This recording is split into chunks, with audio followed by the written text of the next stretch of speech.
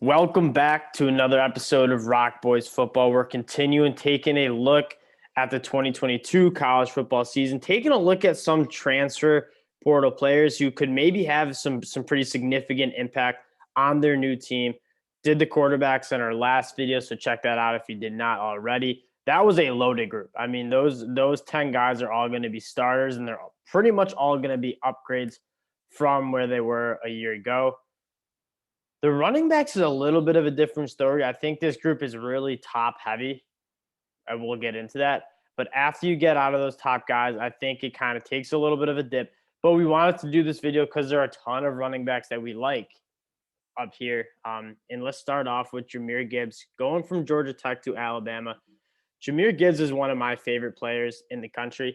You can do so much with this guy. He is phenomenal out of the backfield. He's phenomenal in space. And to be honest, when the Heisman odds come out, I'm going to be taking a peek at this dude because I think he has a legit chance to go for 1,000 and 1,000 if Bill O'Brien can use him right. This dude, possibly one of the most excited guys I have on in my transfer portal ranks. Yeah, I mean, he's going to give something Bama hasn't had really in forever. I can't think of a guy who had the explosiveness and the in-space abilities that he has since God, I don't know if like maybe a Trent Richardson or something. Yeah, I don't know. That's what I was thinking too. And even Trent Richardson was a bit more of a downhill. I mean, he was like great. So I'm not gonna, but he's so different than Najee and Brian Robinson. And those two are great. It's just he's like much more of again, what you said, the ability to catch the ball and it's the space. Operating in space. They've always had the downhill, the bruiser backs, and it literally that's just been there. I know, and it's worked really well. That being said, Jamir Gibbs is going to be someone that Bill O'Brien, Nick Saban, like they're going to have a field day in different ways they can get this dude the ball. I think he really fits Bryce Young's game, who's really accurate in those kind of intermediate short passes, hit him in stride, make linebackers miss, and pop off big play. And I think second of all, I did not like what I saw out of Trey Sanders. When he came in for Brian Robinson, Trey Sanders really struggled. Just didn't seem to run with a low pad level, never really fell for it, didn't really make anybody miss. You get a guy who's going to immediately get 20-plus touches, and he's going to make an impact on this team, especially having lost a lot of significant offensive playmakers in the last couple of years. Jahmyr Gibbs is going to come in and really make it happen there. Yeah, I agree. I think going to the next guy on our list is these two to me are the true difference makers for their schools. I think once you get to the next, Travis Dye maybe, but these two are real like high-powered running backs, and Zach Evans a little more of a do everything kind of back. I think he can move in space well. I think he's very good in the tackles.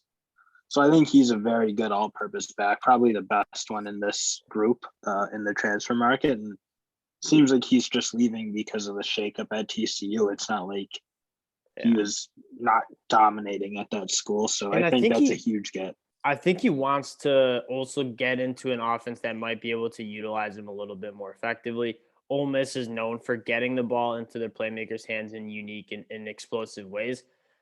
Zach Evans, like you said, he is a little bit more of a do-it-all guy. Not that Jahmyr Gibbs can't run it between the tackles, but I think Zach Evans is a little bit more of a well-rounded guy. But he also has some serious shake at the next level. I mean, don't forget, this dude was a 5-star running back out of high school. Only running back ranked above him was Bijan Robinson, and obviously that kid's a phenomenal running back. But Zach Evans, and it wasn't even like he didn't play up to his standard. Like it just the shakeup at TCU. He just wanted kind of a breath of fresh air. And I think he going to Ole Miss kind of puts him in the spot to really showcase what he has to bring and then give him a shot to be like a day 2 draft pick next year because he certainly has the traits to. This is such a perfect get, especially with Ole Miss losing like their whole backfield. Jared Neely, Snoop Connor, both to the draft, and then Henry Parish, who we'll talk about. But honestly, Zach Evans will be a big upgrade from everyone there. He'll be better than everyone. He would have been the best one on that backfield easily. Oh, yeah. So. Yeah, him, Jackson. Yeah, this is a good get for them. Yeah, it's a huge get. Travis Dye is like the biggest nerd and you look at this guy running the football and you're like, there's no way this dude is like a legit running back, doesn't wear any gloves. He kind of looks just pretty pedestrian. It's not that big yoked up, like kind of look to him like a lot of running backs have, like a Bijan or but he's just really good. Like, and it's I don't even like want to like him, but you kind of just have to respect the kind of a hammer. He runs hard. He's elusive. Not easily tackled at the size. I don't know. I'm with you. There's like a lack of like sexiness, if you will, to him, just because of his like kind of aura on the field. Like he just doesn't have the look, but he's been super productive at Oregon for 2 straight years now, and yeah, it's a good get for USC. Like I don't think he's going to be Heisman level good. He's not that. Like the other two, I think very well could be. He'll come in and start. I mean, Keontae Ingram going to the draft. And he's also a guy that Lincoln Riley's going to be able to use really well. Again, all these guys are guys who aren't just like downhill power backs. Like they are very good in space. I think Lincoln Riley's going to find a lot of creative ways to get this guy the ball in space. He's good out of the backfield and kind of bring a lot of juice to that offense. And then Henry Parish in the same way. Henry Parish is a speedster. He just struggled to find the field a little bit because Snoop Connor was the hammerback. And then Jerrion Ealy kind of did what Henry Parish kind of tries to do, which is kind of be a speedster in space. He's going to Miami. Josh Gaddis, we know, love to use like the swing passes and love to find the running backs out of the backfield with Blake Corum and Donovan Edwards. Him and Jalen Knighton are going to be very interesting duo to watch. They're both guys who are a little bit undersized and aren't necessarily the bell cow backs. But what Josh Gaddis wants to do, speed and space, Henry Parish is certainly going to provide that. Yeah, I mean, well, again, it's a guy who's a little bit unknown. And this is you haven't seen get into the transfer questions in my mind. When you have guys coming in who couldn't really crack it at their old school and then they move on. Yeah. That's when I start to question, like, is this really how you're going to be able to build a team? Like and this those is other where you're 3 getting to were stallions. Yeah. They were sick. Exactly. And now you're getting to the range where it's like these guys were just not getting the reps and they weren't starting. They couldn't get the run on their team. Yeah. So but again, it's like, in fairness, that was a very solid Ole Miss backfield. And then they went out and got Zach Evans. So it's Jerrion Ealy's a legit, like, he seems like a pro back to me at some capacity. Snoop Connor is too. He'll get burned in the NFL just because he's an absolute hammer. Yeah. Like so I don't want to say like Henry Parish can't do it, but I do question, like, again, once you get into this range of guys, like, well, you couldn't crack it at your old school, or you got to start bouncing. But there's certain situations where it's like, oh, they just had like a generational talent above them, and that's why they But this isn't like that case. You definitely question like how much is Henry Parish. And you call those 2 generational talents. Yeah. Jalen Berger, this might be more of the case, Dale. I know you're a big fan of him. Braylon Allen from Wisconsin, he's a true freshman. He's looks like Thanos. He might be generational talent. I mean, he's like John Taylor Jr. Jalen Berger it seemed like he was the guy. He also was getting a lot of hype when he was young. Then Braylon Allen kind of comes and beats him out. Jalen Berger ends up leaving the program, getting dismissed. He's heading up to Michigan State, who obviously is a big boy in the backfield now with Kenneth Walker going to the league. Jalen Berger, and there's also a name, Jarek Broussard, are going to come into Michigan State and try to fill in that void. But in my opinion, Berger is going to be more their every down back, just because how like MSU runs is they're very much a pro style. Yep. And they want a big physical back. And what was great about Kenneth Walker is he did it all. Yeah. Like I kind of see that he doesn't have the explosiveness that Kenneth Walker had, so he's not going to be better than K-Walk, but I think he's going to come in and do what they need him to do, and that's be a physical top every down runner. Yep. So that's a really big get, I think. And it's kind of nice it worked out for Michigan State because it's not easy to find those guys today as much as you'd want to have that every down hammered type running back. And the only reason they ended up with them is because Braylon Allen came in and swallowed them. And Braylon Allen's just awesome. So you do have the questions, like with him, it's still like, well, why couldn't you crack it at the other school? So whatever. But again, I think his situation a little more forgiving because, I mean, how are you going to beat out Braylon Allen? Yeah. And then we're moving on to Lynn J Dixon, who is somebody I was super excited for coming into the year at Clemson. And obviously, yeah, you were. The offensive line was horrible. And then Will Shipley's just going to be really good. And then something happened with him and Dabo. He ended up leaving midseason. There's a lot of question marks because there's like I thought Lynn J Dixon was going to start against Georgia, and he didn't get a touch until the second half, and they weren't moving the ball at all. They gave him a touch, he goes for 10 yards. Like the one of the best offensive plays they had all game, and you don't see him again, and barely touches the ball the rest of the way, and then ends up transferring. He's a guy who's got elite elusiveness. I mean, like he's very hard to tackle in space. Coming to West Virginia, where you're losing Letty Brown, kind of your featured back for the last couple of years, I think Lynn J Dixon can come in and give them some good work there.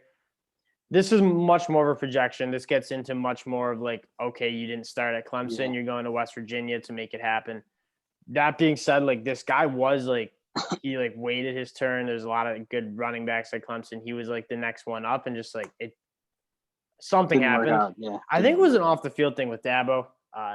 But and Dabo does that to guys. If he doesn't like you, he pushes you out. Like getting a doghouse is hard to get. Problem with it. So we'll see what he can bring to the Mountaineers. I'm optimistic about it because they really fit a little bit more of a spacey conference too. So yes, absolutely. If he can find his way into some of that open grass, we'll see. Yeah. Maybe he can really kind of revive himself. And then the final guy, Noah Cain, he's from Baton Rouge, he goes to IMG, ends up going to Penn State. Now going back to LSU, one of Brian Kelly's like big transfer gets. That Penn State offense couldn't run the ball. And I don't know if it was totally on the running backs. I think it was just a product of just really dysfunctional offense. He's a former high 4-star top 100 recruit in the country. He's got that prototypical like bell cow I think he was 5'10", 210 pounds. There's a lot of things. He's a good he's got the all-purpose ability for sure. And that backfield's wide open now with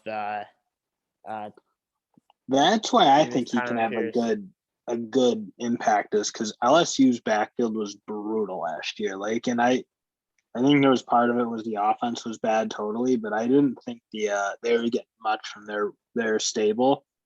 Well, they got to go with one of that guy that I'm like blanking on his name. He's a hyphenated name, Davis Price, who ended up like challenging Leonard Fournette's rushing records in a couple games, like single season. But it was a tale of two cities, tale of two cities, where it's like the first couple games, like they could not run the ball for a squat, and then they ended up getting it going. I think Noah Cain's gonna be able to hopefully keep that going. Notre Dame had Kyron Williams for a couple of years, so I think Brian Kelly likes to kind of feature one of those bell cows. I think Noah Cain can be that and I mean, I have some questions because the production was never there at Penn State. Wasn't. And you can like say it wasn't all his fault, and it definitely wasn't. But if you're like a really dynamic like back who's going to impact a team, like you get your production even if your team's not the best. And it's not like Penn State was they're pretty tough. So yeah, and at the end of the day, like looking at these guys, like there's a couple other running backs. There's a kid from Alabama who didn't get, I don't think, a single carry. He was a former 5-star recruit. He's transferring, hasn't had a landing spot yet. But there's the top three guys. I specifically the top two guys are really going to bring some juice to their new offenses. Jahmyr Gibbs and Zach Evans. I think Travis Dye has a very similar situation where he can do it. And then the rest of the guys are just interesting names to keep an eye on, who were good at their former schools. It just didn't kind of work out. And the beauty of the transfer portal, beauty or ugliness of the transfer portal is like if it's not working out, you can go get a fresh start somewhere else. These guys are all going to look to do that and kind of bring some value to their new programs. We will be doing wide receiver and tight end pass catching units, breaking down some of our favorite transfer guys going into the 2022 season. Jaleel Billingsley, Jaden Hazelwood. There's a talented group of pass catchers. Again, you're going to find talent all over the transfer portal because of these new rules, and it's important to keep an eye on these guys and see what they can bring to the new ball clubs. Once again, appreciate you guys rocking with the ROC Boys. We'll be back with some more transfer talk, 2022 college football season talk later. Peace, y'all.